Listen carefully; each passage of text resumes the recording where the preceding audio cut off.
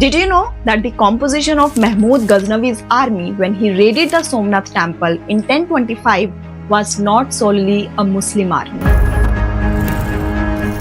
Out of 12 generals, 5 were Hindus. Their names are Tilak, Rai, Sondhi, Hazran, and the fifth one not known. After the battle, Mahmud issued coins in his name with inscriptions in Sanskrit. He appointed a Hindu Raja as his representative in Somnath. Arab traders who had settled in Gujarat during the 8th and 9th centuries died protecting the Somnath temple against Ghaznavi's army. Let me surprise you a bit more. Just 3 years before Ghaznavi's raid on Somnath in 1025 and 1022, a general acting on the authority of Rajendra I, Maharaja of the Chola Empire, marched 1600 kilometers north from the Chola's royal capital of Tanjavur.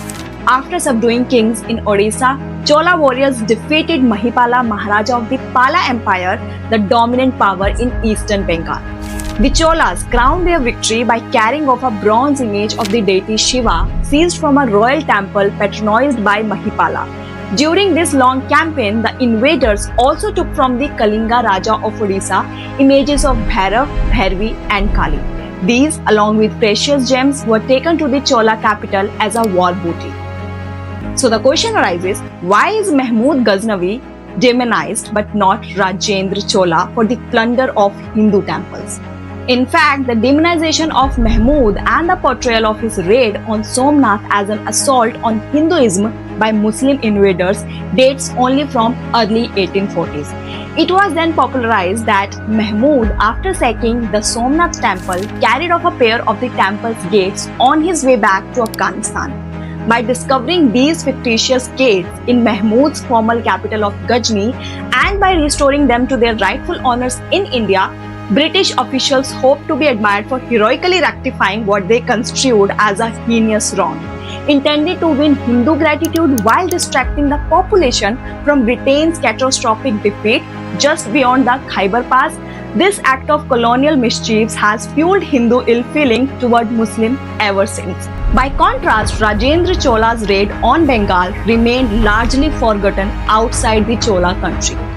12 years after attack, a king from the Goa region recorded performing pilgrimage to the Somnath temple, yet he failed to mention Mahmud's raid. Another inscription dated 1169 mentions repairs to the temple due to normal deterioration, again without reference to Mahmud's raid.